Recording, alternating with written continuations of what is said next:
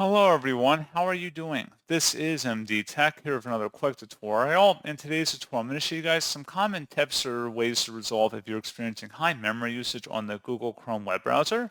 So this should hopefully be a pretty straightforward process here, guys. And without further ado, let's go ahead and jump right into it. So first thing I recommend doing would be to go open up Chrome and select the three-dotted menu icon up at the top right. And then you want to go down and select where it says Settings. Go ahead and select that. On the left side, select Performance, and then on the right side where it says Memory Saver, Chrome frees up memory from inactive tabs. This gives active tabs and other apps more computer resources and keeps Chrome fast.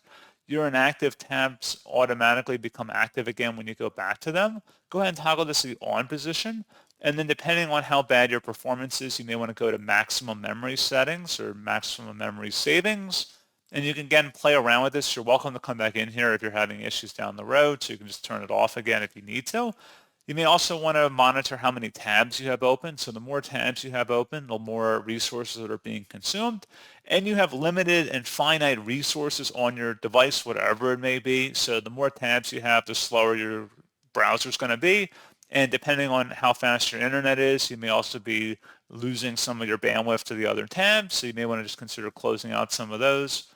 And then you also want to take a look into extensions too. So if you were to select the three-dotted icon up at the top right and select extensions and then manage extensions, you can look in your extensions list here and then consider disabling or removing some that you don't use. The more extensions you have running in the background on your browser, again, more of your resources that are being consumed. So you may want to look into that too. And that is pretty much it. I mean, I could suggest clearing your browsing data. So if you went to the three-dotted icon again and then select history and then select history again, there would be an option to delete browsing data on the left.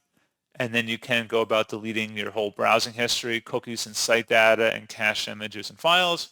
It has more to do with the later two options here. So again, it probably wouldn't hurt. You would need to sign back into the website so you had your credentials saved for those. So just please keep that in mind. It may lose some of your saved password information, or you would have to enter that back in. It might sign you out. So you have to select delete data in order to clear that. And that's pretty much it.